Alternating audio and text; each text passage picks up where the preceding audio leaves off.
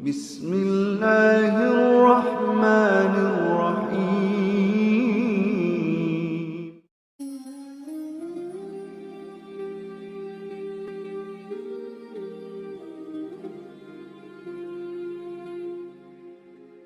Assalamualaikum warahmatullahi wabarakatuh. Syukur alhamdulillah kita bisa berjumpa kembali. Salawat dan salam semoga tetap tercurahkan kepada Nabi kita, Nabi besar Muhammad sallallahu alaihi wasallam. Harapan dan doa saya semoga saudaraku semuanya selalu diberi kesehatan, dilapangkan rezekinya, diampuni dosa-dosanya, dan dipanjangkan umurnya. Amin. Allahumma amin. Sahabat beriman yang dirahmati Allah, mengarungi kehidupan pasti seseorang akan mengalami pasang surut. Kadang seseorang mendapatkan nikmat dan kadang pula mendapatkan musibah atau cobaan.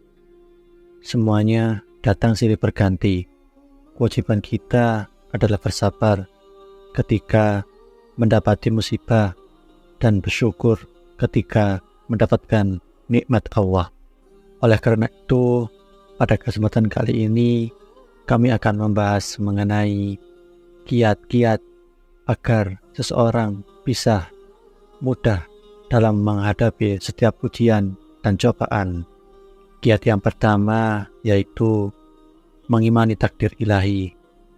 Setiap menghadapi cobaan, hendaklah seseorang tahu bahwa setiap yang Allah takdirkan sejak 50.000 tahun sebelum penciptaan langit dan bumi pastilah terjadi.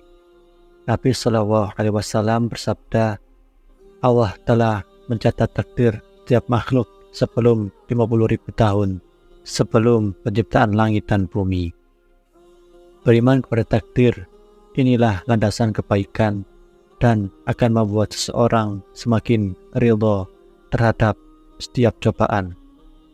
Ibnul Qayyim mengatakan, landasan setiap kebaikan adalah jika engkau tahu bahwa setiap Allah kehendaki pasti terjadi dan setiap yang tidak Allah kehendaki tidak akan pernah terjadi. Kiat yang kedua yaitu yakinlah akan ada hikmah di balik cobaan. Hendaklah setiap mukmin mengimani bahwa setiap yang Allah kehendaki pasti ada hikmah di balik itu semua.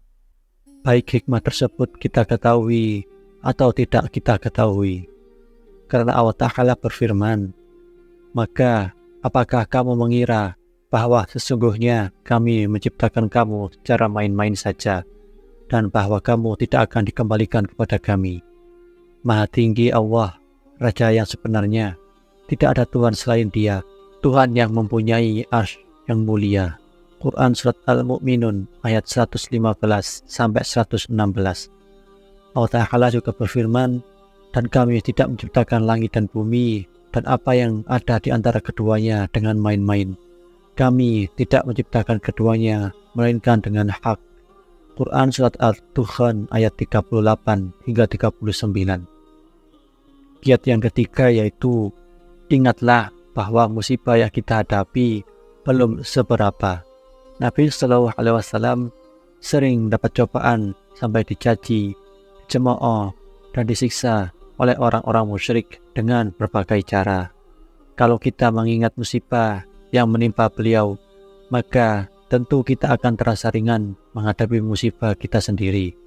Karena musibah kita dibanding beliau tidaklah seberapa.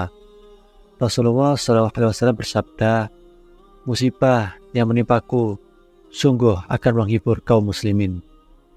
Dalam lafaz lain disebutkan, siapa saja yang terasa berat ketika menghadapi musibah, maka ingatlah musibah yang menimpaku, ia tentu akan merasa ringan menghadapi musibah tersebut.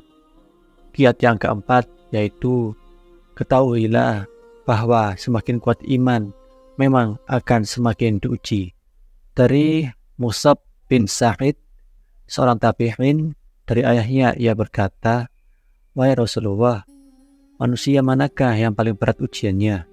beliau Shallallahu Alaihi Wasallam menjawab, para nabi, kemudian yang semisalnya dan semisalnya lagi. Seseorang akan diuji sesuai dengan kondisi agamanya. Apabila agamanya begitu kuat, maka semakin berat pula ujiannya. Apabila agamanya lemah, maka ia akan diuji sesuai dengan kualitas agamanya. Seorang hamba senantiasa akan mendapatkan cobaan hingga dia berjalan di muka bumi dalam keadaan bersih dari dosa. Yang kelima yaitu kiatnya adalah yakinlah di balik kesulitan akan ada kemudahan. Dalam surat Al-Nashrah Allah Ta'ala berfirman, karena sesungguhnya sesudah kesulitan itu ada kemudahan. Quran surat Al-Nashrah ayat 5. Dalam ayat ini pun diulang setelah itu, sesungguhnya sesudah kesulitan itu ada kemudahan. Quran surat Al-Nashrah ayat 6. Qatadah mengatakan, diceritakan pada kami bahwa Rasulullah SAW pernah memberi kabar gembira pada para sahabatnya dengan ayat di atas.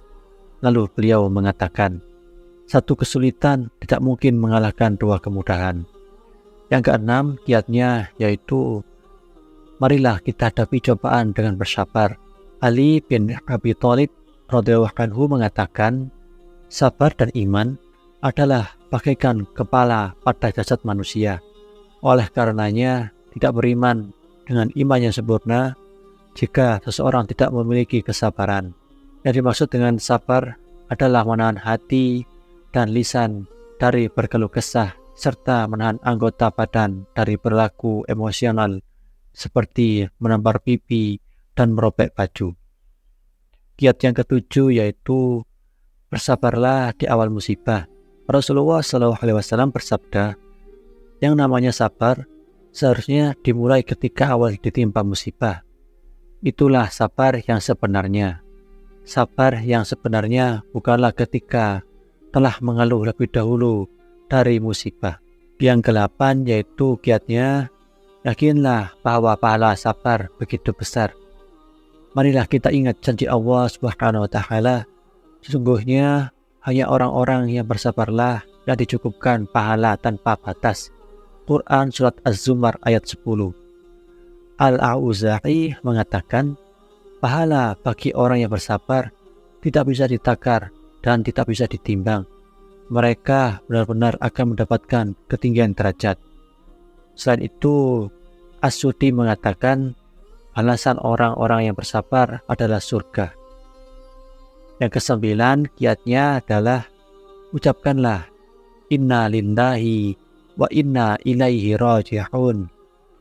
Ummu Salamah, salah satu istri Nabi SAW, berkata bahwa beliau pernah mendengar Rasulullah SAW bersabda, siapa saja dari hamba yang tertimpa suatu musibah, lalu ia mengucapkan inna lillahi wa inna ilaihi raji'un, Allahumma jurni fi musibati wa akhlif li khairan minha, yang artinya segala sesuatu adalah milik Allah dan akan kembali kepadanya. Ya Allah, berilah ganjaran terhadap musibah yang menimpaku dan berilah ganti dengan yang lebih baik. Lanjutan hadis, maka Allah akan memberinya ganjaran dalam musibahnya dan menggantinya dengan yang lebih baik. Ketika Abu Salamah suamiku wafat, aku pun menyebut doa sebagaimana yang Rasulullah SAW perintahkan kepadaku. Allah pun memberiku suami yang lebih baik dari suamiku yang dulu, yaitu Rasulullah SAW. Doa yang disebutkan dalam hadis ini semestinya diucapkan oleh seorang muslim ketika ia ditimpa musibah, dan sudah seharusnya ia pahami, insya Allah dengan ini ia akan mendapatkan ganti yang lebih baik. Ke-10 yaitu kiatnya adalah, marilah kita introspeksi diri. Musibah dan cobaan boleh jadi disebabkan dosa-dosa yang pernah kita perbuat, baik itu kesyirikan, bid'ah, dosa besar, dan maksiat lainnya. Allah Ta'ala berfirman, dan apa saja musibah yang menimpa kamu, maka adalah disebabkan oleh perbuatan tanganmu sendiri. Quran surat Asy-Syu'ara ayat 30.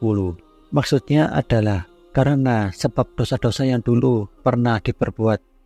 Ibnu Abbas mengatakan akan disegerakan siksaan bagi orang-orang beriman di dunia disebabkan dosa-dosa mereka yang mereka perbuat, dan dengan itu mereka tidak disiksa atau diperingat siksanya di akhirat. Sahabat beriman yang dirahmati Allah, demikianlah pembahasan singkat mengenai kiat-kiat supaya kita tegar atau sabar dalam menghadapi cobaan dan tidak selalu emosi, tapi sebaliknya kita justru bersyukur terhadap cobaan yang datang. Semoga kiat-kiat ini semakin meneguhkan kita dalam menghadapi setiap cobaan dan ujian dari Allah Subhanahu wa Ta'ala.